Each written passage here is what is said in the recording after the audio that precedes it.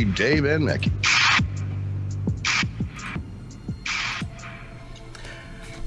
Welcome to Dave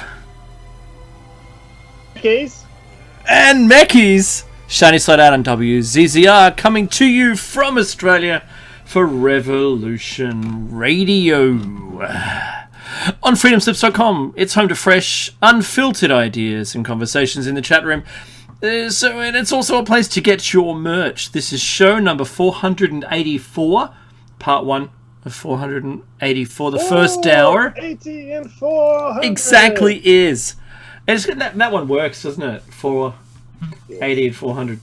Yeah, you know what? If you are listening to this on YouTube, for instance, you can catch us on air. We're actually live to air right now, but on YouTube you'd think that was now. It isn't.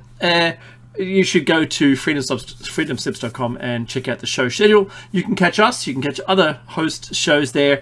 You know, you can do this online. It doesn't matter where you are on the planet. Even the ISS, Mackie, can get this. And soon, if Elon Musk has his way, that's a mixture of my daughter's name and Eileen and Elon. So Elon Musk has his way, there'll be internet on the moon. Because you wouldn't go, right? Would you? You wouldn't go to the moon. Again, I need you guys to come with me to go to the moon and get us out of a base. Is there internet? He goes. He holds his head low. Says, and no. he stares. And he says no. No, he says no. And he goes, well, I'm not going. Good luck with that. He goes, oh no, there'll be internet. Woo! I'm there. Right. But you can also listen if you have a smart device or a Grace tabletop digital radio. It's just it's the old school kind of radio. It just sits on the table at home. Does anyone even do that? But the people from Grace think you do, and you know what? You should, because it's actually a really nice. It's a nice way. It's like, you know, before television, and we would sit at the table. And in my day when I was a kid. Before television, we used to sit there. My grandparents used to sit and listen to radio plays and the news, and they were captivated by listening to the radio. So, you know, you can do that now. Radio's great. Instead of our little private device that does everything for us, you can listen collectively. Imagine that. I know, right? No one in my family does that. No, I have a television in my lounge room, and I've got a rumpus room as well. And I put the old TV down there, as you do. Before that, I actually had an old CRT television that was broken with the new television sitting on top of it because it was too big to move. I bought like the largest TV that you could buy. It only weighed 500 kilos. And the cat used to sit on it in the summer and bake because it had so much heat coming off it. It was like 1,000 watts, this television, just to run it. It was nuts. Blaupunkt, I think it was. Whatever. Yeah, ooh. Yeah, it was really, really good. It was one of the best televisions ever made. And then I went to the auctions and I bought an old Sony monitor. Like an actual Sony monitor they use in the television stations, and I sat that on top of it when the TV broke, and I watched that instead. Moving on. Solaris actually had a really cool show today, and that's the Cyber Witch Cafe, and I think she does that monthly. Good on you, Solaris. Great show. I caught most of it today, and she had with her Nish and Montana Jordan, and they were talking about witchcraft and genetic lineage. Montana before. Montana's great. Oh, I know, and look, I love that when they all get together. It's fantastic. It's a great show. So well done, Solaris. But if you're listening to this show and you don't know who Solaris is, you do need to check her out. She has two different stations that she's on this one and another, and she's an author. She produced some documentaries. She has a lot of life history as far as government controls and psychotronic scanning, and look, to be honest, look her up. And in fact, the easiest way to do this is simply by going and subscribing to the archives at the station, because it's all there. So not only is it Mickey and I's show, Shiny Side Hour, but you've got Solaris. She has her show in there in the archives, but all the hosts are in there. So you get access to all of them. You can download everything that there is there if you like, and listen to all of it in your own time. You can binge. Because, that's what we do when we're in lockdown. There's a segue coming. So, but before we get to that, because Mickey and I are in Australia, and we do ask that you do the same thing for wherever you are on the planet, there was an indigenous race of people that lived there before colonization occurred. And maybe it's you. It could very well be you, but you know what? You should still do what we've done, even if you are an indigenous person living in the community where your family goes back for thousands of generations, and that is acknowledge the traditional custodians of the land. Where I live, it's the 𝐫𝐞𝐯𝐿. And for me, it is the wonderful Dharug people. So you're not in Pemberway today. And I'm not in the Bungalung area. So look, Mickey and I, we pay respects to elders past, present and future. Just on that, I was listening to the ABC this week in the 70 hours work that I did this week, and just crazy. And then on top of that, all the other research that Mickey and I partake in during the week. Now, there is currently in Australia, Mickey, I'm not sure if you know this, where the results of a study, a long study, have found, not surprisingly between you and me, and of course all of my traditional owners of the land's friends, that the management of the land was much better then by the traditional custodians of the land. And they're saying that the low intensity fires that were intentionally set off to clear some lands in a sort of in a rotational crop farming, where you have one crop that takes something from the soil, another that adds it for the primary crop that you have.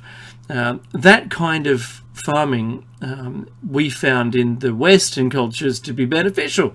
Well, they've found the same, that the traditional custodians of the land were able to use low intensity fires to maintain the wildlife and clear the bush at the same time, taking foreign species away, right, and making it a more habitable environment.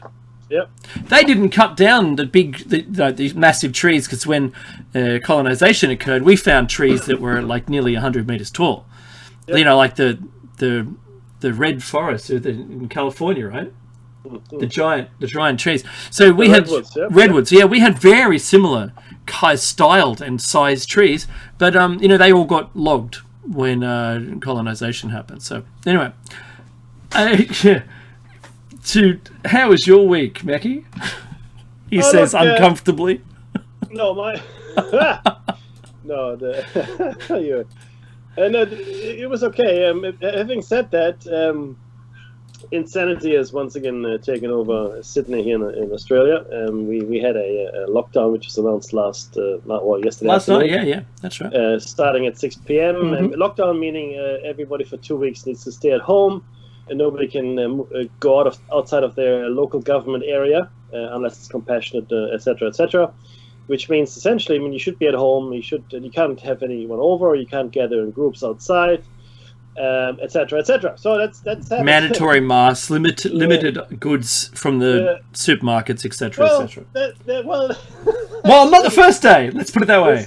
But it's really pointless, because I actually went shopping. I normally go shopping on Thursdays, because in Australia, or in Sydney at least, it's a long shopping day. Yeah, late night shopping. Yeah. Shops stay open until 9 p.m. And so I got time anyway. So hey, all those people in California are laughing themselves off their chairs right now. I know. What do you mean they close? Yeah. Ever. Southeast Asia. It's what do you mean? Your shop's closed? What? I don't understand the question. But True. we got something True. funny on Biden. Dave has got something funny on that. Anyway, but I don't understand the question. Let me whisper you the answer. No, the leader of the free world. But the problem is this. So I went on Thursday, and I think I went. I can't remember where I went. It was one Woolworths, it's a fairly large department store or grocery store, and I went there, and I bought toilet paper, and I bought a kitchen roll, and I bought a whole bunch of other stuff. But I took one of the last two remaining 24 packs of toilet paper. Yeah. And yesterday, just before the announcement, and then certainly afterwards, all the toilet paper yet again had disappeared from the shelves, even in areas of New South Wales, greater New South Wales, like not Sydney, where there was no lockdown. That's right. Just in case. Now, I still fail to make the connection between the apocalyptic end of the world and enough toilet paper in your cupboard.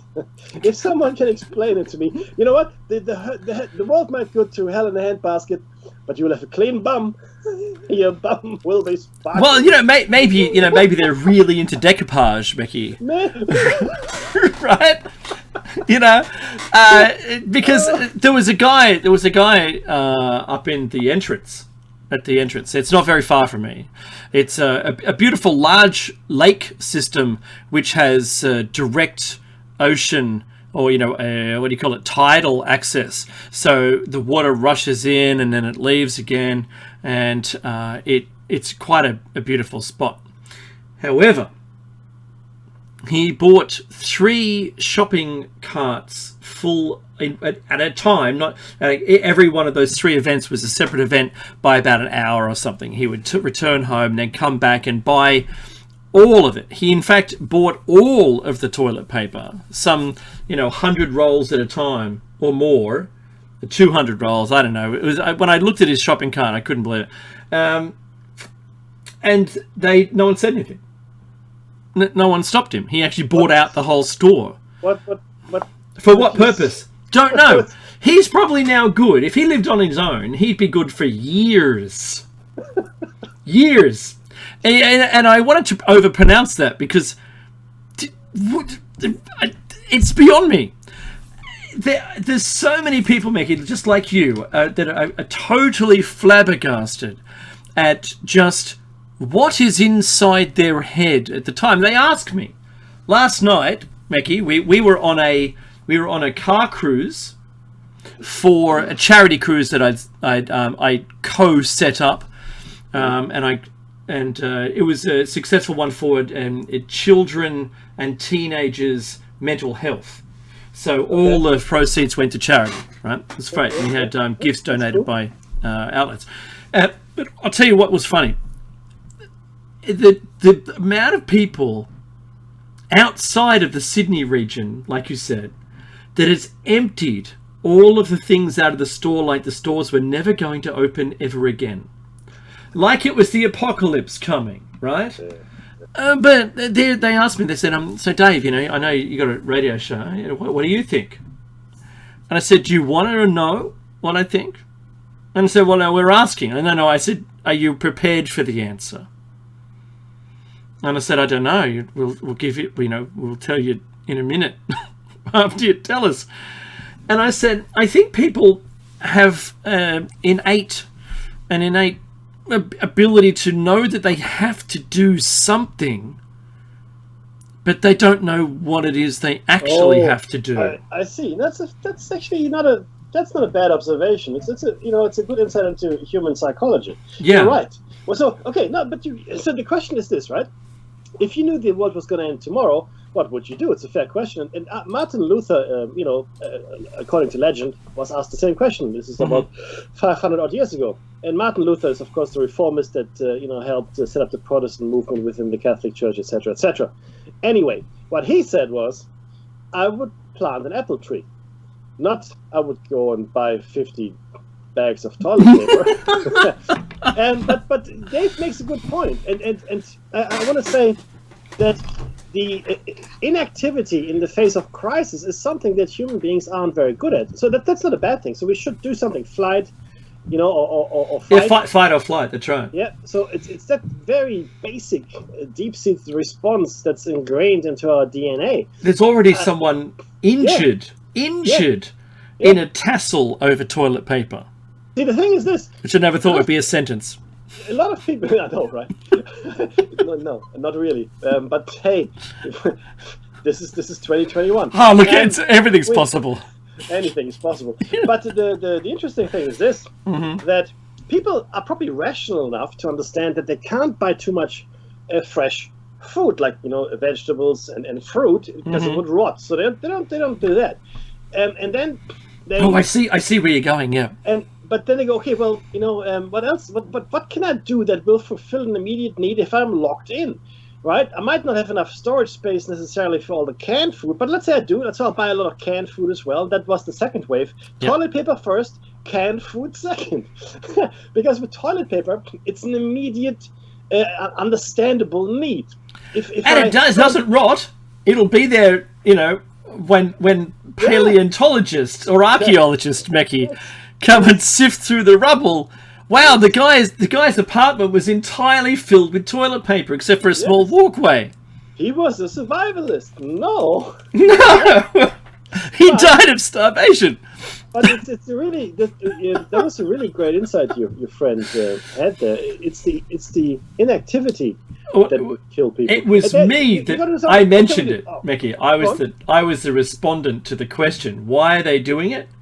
And I said because they have an innate sense that they have to act, but they don't know how to go about it. What do they have to focus on? Don't know.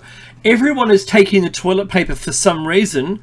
They must know, and I'm going to do what they do. Because honestly, the people, like, let's call them sheeple, don't make their own ideas. They're not coming up with the idea on their own. They're just like flamingos, Meckie. They're copying the others, and flamingos don't replicate. Or let's put that in a nice rated G way, unless they're in a crowd of others doing it. We need an instigator. That's right. Quick, someone find a friend. So look, I thought that was extraordinary. But look, Meckie, why are we? This is a good question. Why are we on lockdown? Because we have 110 cases of the Delta strain. That's the India variant, right? 110 cases to lock down 3 million people. Yeah, that's great. Because it's for our safety, and I'm not being facetious here. It is our game of elimination. That's what we're doing, and you know we did it all the other times. So, you know, let's put the GIMP mask back on again, right? And you know, and be strapped into our houses. And there's something that we've just gone. You know, you tell us, Quimby. I'll tell you. To the bunker, everybody, into the bunker. But me first. No, but it's by the way, nobody in the chat room just told us people don't want to die with dirty underwear. Hence the toilet paper. Nobody, I couldn't agree more. It really is. It is quite interesting what's happening here. Now, when it comes down to it, though, Singapore has gone the opposite way. So Singapore was pretty good at controlling the virus, but now they've said, you know what? And they're going to start fairly soon. I read an article the other day. So Australia is going for elimination. They've just pointed out we're trying to eliminate the virus. However, because we live on an island, it should be really easy. But I'll get to the point why we can't later. Yep. Yeah, it should be. But Singapore said, you know what? We can't eliminate it. So they're going to start living with it. Okay, they're going to get rid of all this contact tracing. Just conceded. Screw it, right? Whatever. People are going to die. Don't worry about it. Well, they're going to vaccinate the population. In fact, they're pretty close to completing the vaccination program. And well, it's an island state. It's small, right? And it's only about 5 or so million people, 6 maybe. Yeah, so they're just going to say, look, yeah, we're going to live with the virus, just like we live with the flu virus. Now, if that's going to be a successful strategy, I don't know. It didn't work out too well. I think it was one of the Scandinavian nations, Denmark or Sweden, when that strategy really backfired and killed a whole bunch of people. But again, people are becoming fatigued with this. We're now in the second year, very much. After the second day, people were fatigued. Yeah. Because what this news story is still going? Oh, not you too, Barney. You're a zombie as well. What Not you too, Barn. Yeah. Hilarious. I know. But I hear you. But I hear you. The severity of the Delta strain has been proven now through the CCTV footage showing a simple 3-second encounter of the airspace, the exhaled air of the person that became infected. That's it. That's all it takes to transmit the virus. It isn't much. And, you know, they remember how they rabbited on, Mackie, like more than a year ago. Oh, it's particulates. And we're like, no, it's smaller than that. It's just in the humidity of the air that you're breathing out, and that's now proven. So, look, it probably already was the case, but they needed to witness it. They needed to eyeball it themselves. Right? But see, the quarantining, like, you know, good luck Singapore. But is it? Well, it's not enough. In my opinion, it's not enough. The quarantine is not enough. That we've currently got in place for people that arrive from overseas. So the mechanisms and processes might be only adequate, right? Or might only be adequate, but not our facilities. They're subpar. So we're using hotels in Australia. We use hotels, which were never designed for airborne spread of the virus, but barely particulates. Mackie was what I would say, right? Yeah. And from surface control, right? So you've isolated a person within a room that has a limited expanse of surfaces. Yeah, you could, when that person goes, you can wipe it all down and you should be good to go. Yeah. But this pathogen is more agile than our controls are in containment. We are not treating the air circulation with UV light. I've actually got some UV light fans now operating. Oh, I bought UV lights right in the beginning, but yeah. I know, right? So, I like their little tiny mosquito things that have UV light and a fan, and they'll circulate the air and expose the air to, or, you know, the whole room to UV light. So, yeah, the air isn't being circulated through a UV. There's no hotel room has its own air supply, right? The rooms aren't sealed, and as the first world, we should be treating this seriously using level 4 biosafety level 4. Well, as you know, BSL 4 containment, purpose-built virus containment centers for quarantining people. Because we got so close, didn't we, as a nation, of eliminating, you know, locally acquired cases? Yes, absolutely. And now we're back in lockdown. But if you're anyone but Melbourne, right, because Melbourne, Victoria had the longest lockdown in human history, we shouldn't be complaining, right? Because they had the longest one ever. Yeah, that was bad. That was. I mean, I got team members in Melbourne and friends as well, and it was just horrendous. But look, I don't know how realistic though it is. I mean, unless we close our borders permanently, even, right? Then it's impossible to eliminate this virus, because it'll be. I think it'll be an annual thing, maybe, or biannual, or who knows what. No, it'll certainly be annual. Yeah, it'll come back, and you'll get your COVID shot, you get your flu shot, if you're kind of person that gets these shots, that is, and that'll be this. That'll be that. Now, how effective they will be, we don't know. How how much impact it'll have, we don't know. Now, again, I need you all to understand one thing, though, please. This is a virus that has a CFR of 2.3%. 2.3% right now. Okay. Now, it's of course it's a tragedy. Don't get me wrong, but this is not Ebola. This is not Marburg. It's not even TB. All right.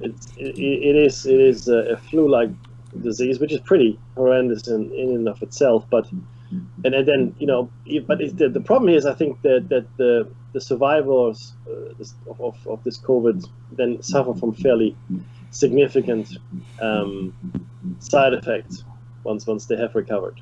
I think there's definitely that consideration. There's no doubt that the long COVID has not been fully discovered yet. We're a year in, and those first people were only just truly after a year declared by Britain to be kind of over it. But like Ross River fever that just keeps emerging in you every once in a while for years, almost the rest of your life, where you feel lethargy and then all you want to do is sleep for 24 hours a day. So look, we don't know what it truly looks like. But once again, I'm not saying this with any racial motivations whatsoever, no negative connotations, but we're seeing countries which dark-skinned people have more serious side effects. Now, there's some correlations there, obviously. One is medical, the abilities of the medical people to sustainably treat the numbers of victims of the virus. Yeah, their capability level. Do they have all of the same medicines, access to all the technology and medicines and everything that we have in the first world? Because not all of these countries are doing very well. And I have to count Brazil as and India. Brazil has now hit 500,000 dead, which is awful. And I really feel for all of those people who have lost their lives or known someone or been affected by someone who has, had the loss of someone due to the virus. And now, once again, I'm just going to state this. The numbers that I'm showing on the screen are purely those that have been tested and not those speculative numbers that could be 10 to 20 times higher. This is only what's at the Johns Hopkins as a baseline for a guide, right? And I think it's fair enough to say that I think our controls and outside of the quarantine, I think that our medical controls, the use of drugs in different countries, which aren't all Western big pharma driven, I think have had a lot to do with our learnings have a lot to do with how we've reduced the casualty rate. Yeah. So with, the deaths per person or, overall globally dropping and the cases dropping globally on average, and the vaccinations are going up, I think we're pretty high now. And I'm just going to see the Brazil numbers, because Brazil's still looking around about the 100,000 or so daily cases, but they have little weekend drops. But they're 90 million doses of the vaccine, but their daily cases are still rising. Their deaths have kind of plateaued at around 2,000 a day. But I'm going to say that Western Australia have just gone into a lockdown this afternoon, Mackie, in Perth. Okay. Because of a vaccinated lady who came to Sydney and encountered at the Life Cafe in Bondi a fleeting moment where she breathed in the air of an infected person, then took it back to Western Australia. Initially tested negative and then tested positive to the virus, having got it. Let's be clear here, right? So I said this again. I did it so you can do this part. I know. I had a bit of a back and forth with a doctor I know, and they said we should get vaccinated. I said, no, fair enough. That's good, especially because we have to protect our kids and the young adults. I said, okay. Now you're not allowed to get the vaccination under the age of 16. Full stop, right? You're not allowed to in this country. Yeah, none of them. None of the vaccines can be given to anyone under 16. So that's on one. Here we go. On one side of the equation. The other side of the equation is this. We should take it to protect our children and young adults. Now, I said then, well, okay, but if you are vaccinated, which could be a good thing for yourself. It's entirely up to you, and then you will be protected, meaning you probably won't get as sick and you probably will not die, that's a good thing, right? But this is the big but. you are still infectious. You still have the virus in you. It's not like you don't have it. It's not like you're not infectious. You still are. So you still carry it with you. And you can still infect people. Again, case in point is this lady Dave just talked about. That's right. Fully vaccinated, and that's all goodness. So she's okay, but it doesn't mean she doesn't carry the virus. Okay, and this is where it all sort of falls apart when it comes to this whole thing. And this will only work. Our world, that is, and this is the really scary thing from many angles, if we all are vaccinated. So it doesn't matter if you're a traveler and you're not vaccinated. That's completely irrelevant, as long as the population where you're going to is fully vaccinated. And that's really Singapore's point, right? If we're all fully vaccinated, then we might get sick, but not as sick, so who cares? So anyone can come in and they can do whatever they want. Now, but to get the entire world vaccinated and to get to that point will take a very, very, very long time, with many side effects and negative, effects on human health from the vaccines themselves. This is really interesting. Then, because he knows I've got the radio show, then he said something which I will tell you what happened in this conversation. It all happened over WhatsApp, but it sort of took me back, and he didn't come back to me after this. So I've got to open my phone here to actually see it. Okay, no, sorry. Here's this group. No, this is really interesting. Okay, he said, yeah, we should all get vaccinated. And I said, but yeah, what about we're still sick though if we do it. So what happens? I say, so that's what I said. How does the vaccine protect the young? People are still infectious even if vaccinated. He said, after he said we should take it to protect our kids. And then this is what he said. And I'm hoping this is a joke. But I'm sure it is. But and then I answered his comment with a question mark, to which I have had no response. But he said, the young don't need microchips. Most don't have mobiles to transmit 5G.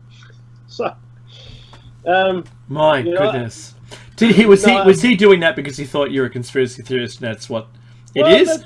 I know, right? I know. I really do. I don't know. Because the doctor I spoke to about it was aware of zoospermia, was aware of what appeared to be a depopulation agenda. Just saying. Not saying the vaccines, but saying the virus. That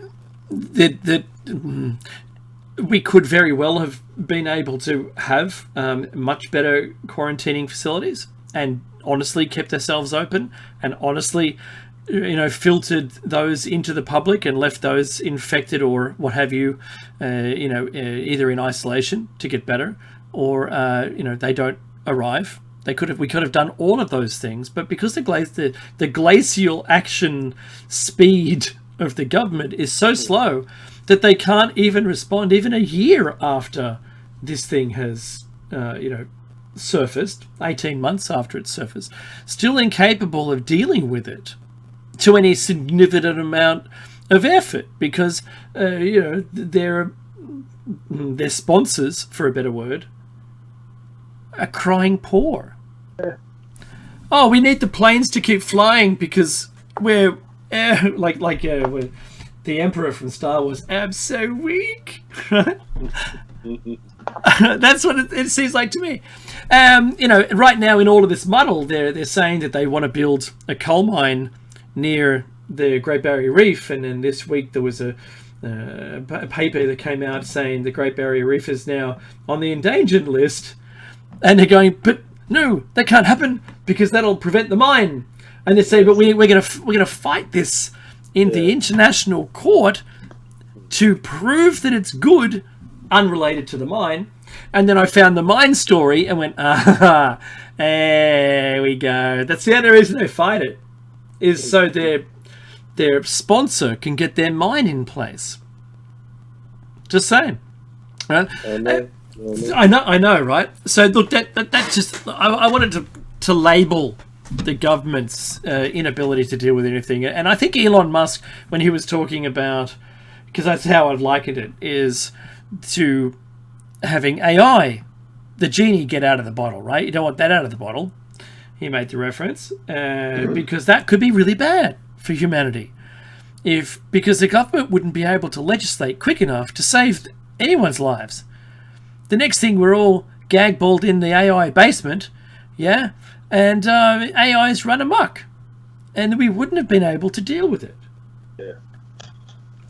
So look, it's horrifying how, like, apparently incompetent the government seems to be, but because of all of the way that they operate and the nature of government policy creation, the controls in which they're able to, what levers they can pull, what departments they have to get on board, all of their effort is divided into like just a couple of days a week.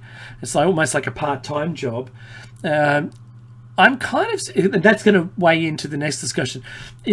That kind of says to me that we should have got someone else to do it. Right? You know what I'm saying? Bob! Hey, Bob. Yeah. Look, hey, Mackie, I'll just message him on Teams, right? And he can do it all, right? Yeah, cool. Because that was the big issue. So too slow, too little, all too late, and then, in fact, the wrong thing. It's like that picture, Mackie, the architect designs the perfect swing, then, which is a tire swing, right, with a rope and a tire and a tree branch. I know what the customer actually receives. I love it. There's a tire on the ground that isn't tied to the branch, and they're all on the ground. It's very funny. The tree is burned down. That's what happens. It's all good.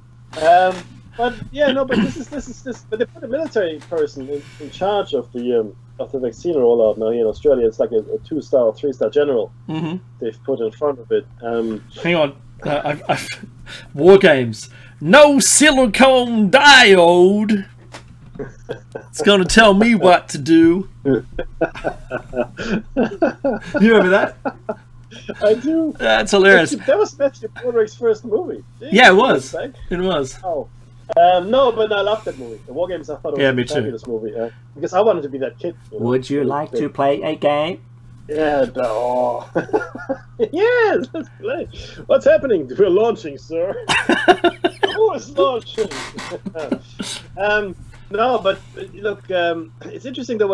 Everything is coming out of the woodworks. The Microsoft researchers talking about cell-based nanocomputers. That actually the computers are processors that live in your cells, controlling functions. There, we're talking about super nanotechnology.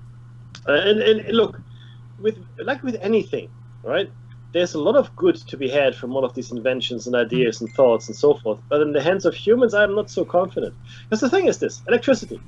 Well, some will say, electricity is great. Others will say electricity is evil. You can kill people. The answer is electricity is completely neutral. Electricity has no moral compass. It's how we use it. A bullet is an inert object.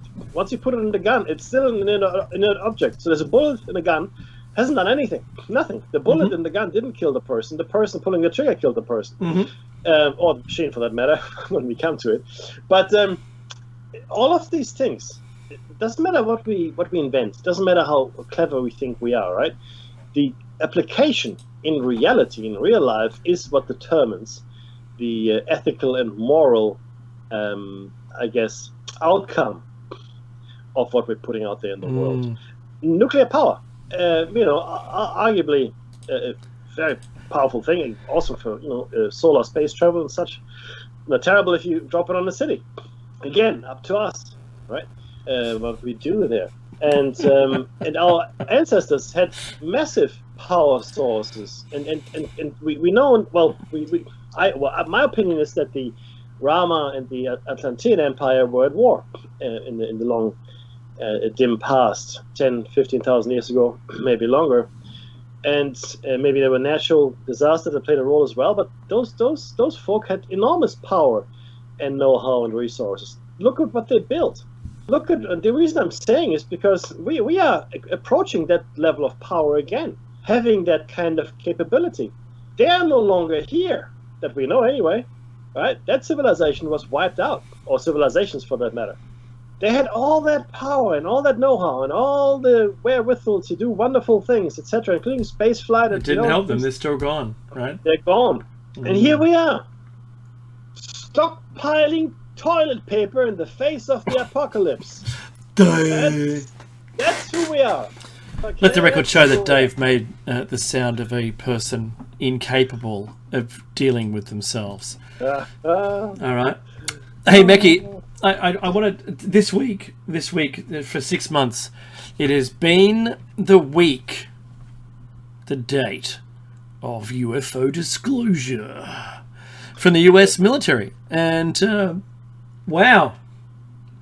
So, the release of the long-awaited disclosure brief has made it to the public. And before I say what I'm about to say, I want to point out that the entire world has waited for this release. Oh, Lord! And to coin a phrase from my best mate, it was the wettest of wet socks I have ever had the displeasure of digesting. I'm just going to tell you, all right? Written by in my opinion, written by a work experience kid with an electroshock anklet, that if he said anything of substance, 30 minutes of shock treatment would be conducted, then a small break where they could adjust the wording so as to not say anything and forego more electro penalties. I've written statements of work worth millions for a living. That's what I do. And this is so awful when I read through it. It says so little. It's actually an award-winning say-nothing piece document. It says nothing. I said it to you, Meki. If you had to look through it, oh my God. It looks like something that a teenager could write in a few days, knowing nothing about the topic at all. But sounds good. Like their deadline, but their deadline was reached and they had to submit something. Just pump it out. It looks like it was written 2 days ago. Right?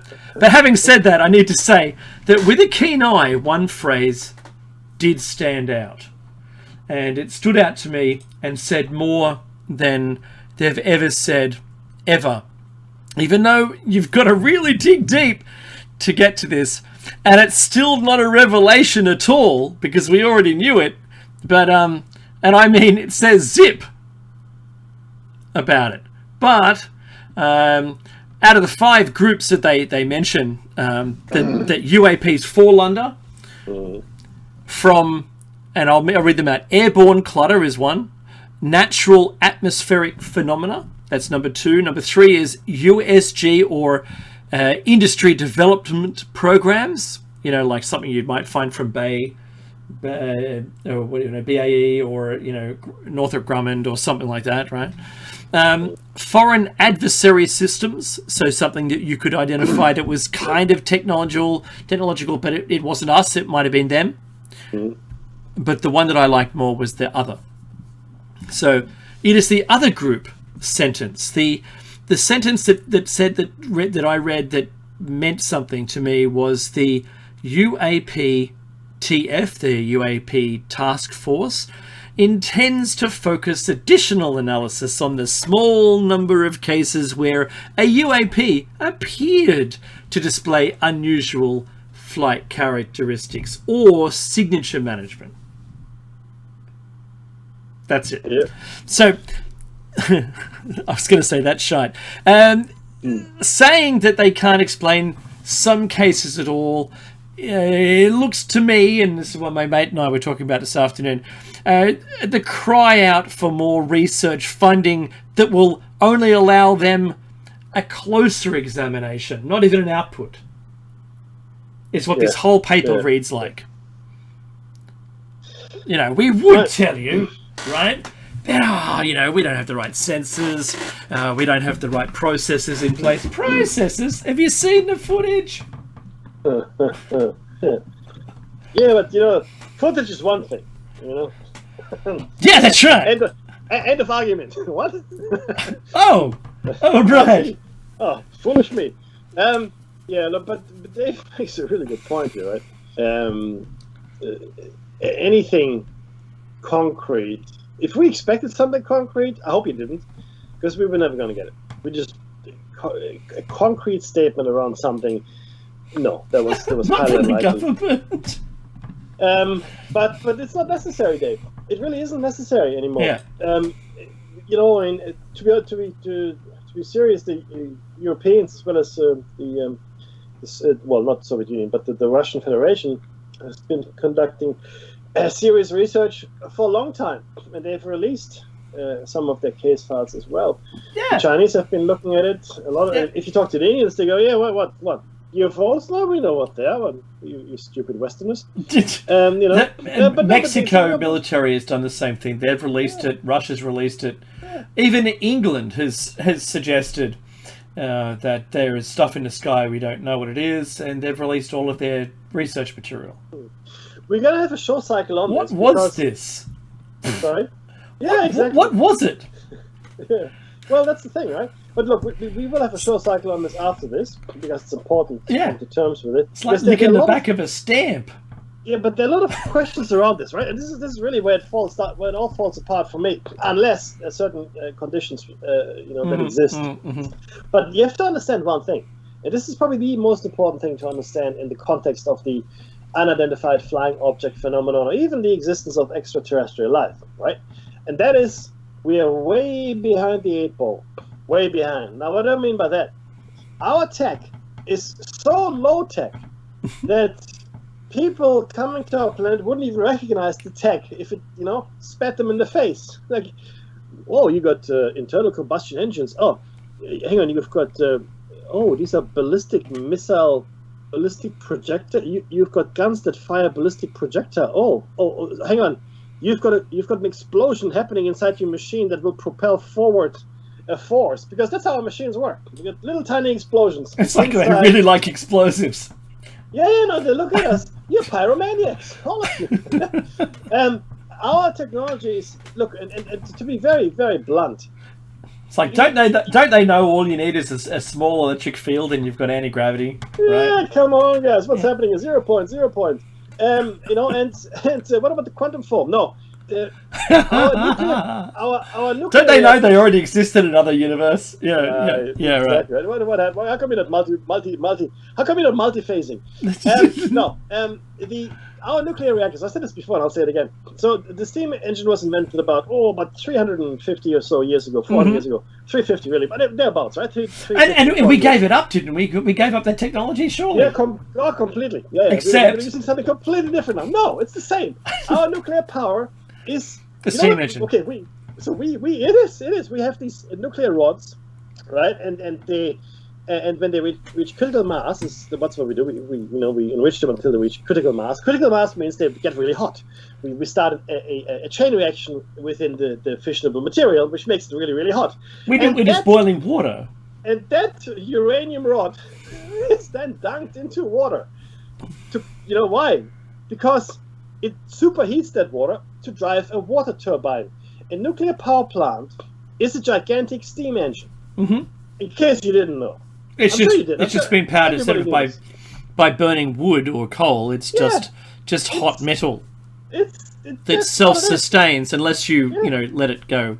And Oops. The work experience kid's back.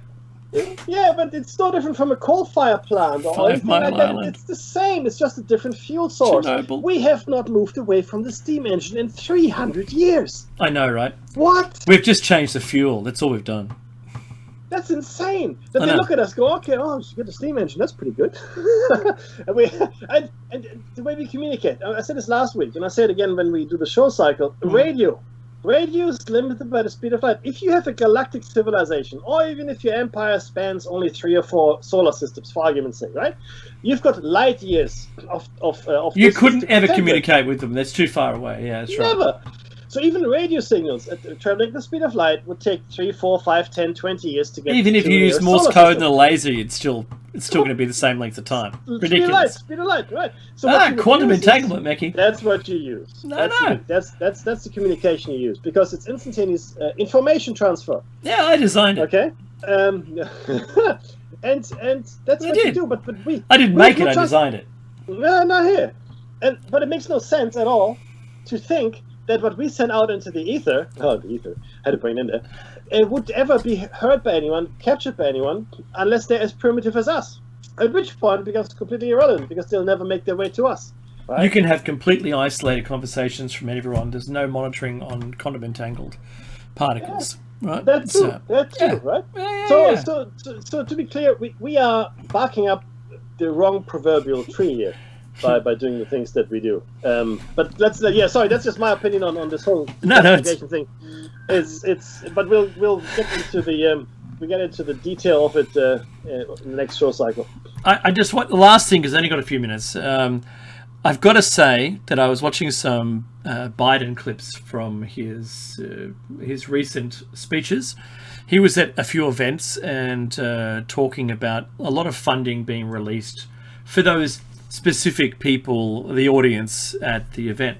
And it was good to see that money's being allocated and spent, and like pleasing that's occurring, right? Because it takes a brave politician to tell people their constituency that they're spending money on them. What about Mr. Biden though? So the overall appearance of Biden is falling really quickly. He seems like he's just to me. He seems like he's on a steep decline. It's like watching a loved one with Alzheimer's or something. He's opened the crazy gate though in his brain. And he's lost most of his credibility now, as far as I'm concerned. He started whispering into the microphone. It gave me shivers. Dead set. Like what's he doing? Christopher Walken impersonations now? Hi, I'm here. Had to wear it up his ass. It doesn't make any sense. What's he doing? He said, authoritative we've released funding and at 1.6 trillion. He whispered it and he says, I wrote the bill. And he reminded me, Mickey, of the Simpsons episode where the CIA person is trying to teach Homer Simpson that his surname is now Samson. And he says, I'm going to say hello to you, Mr. Samson. And when I do, I'm going to stomp on your foot and say hello. And he goes, hello, Mr. Samson, stomping on your foot. And he goes, I think he's talking to you. Pointing talking to the other fellow. It's a hilarious scene. And there's an ashtray full of cigarettes. These guys have wasted hours and hours and hours on this. He's never going to get it, right? The same thing. I don't understand what's going on. I mean, this is the leader of the free world, and he looks like he's going to get crayons for Christmas. Yeah. What's happening? These are nice colors. Has he? So I've got some questions here because these aren't. I've said my opinion, but now I have questions. Has he been simplified? Like CIA style, or is it something like has Kamala been making his morning coffees? Because I thought that said chai in the show notes. Chai.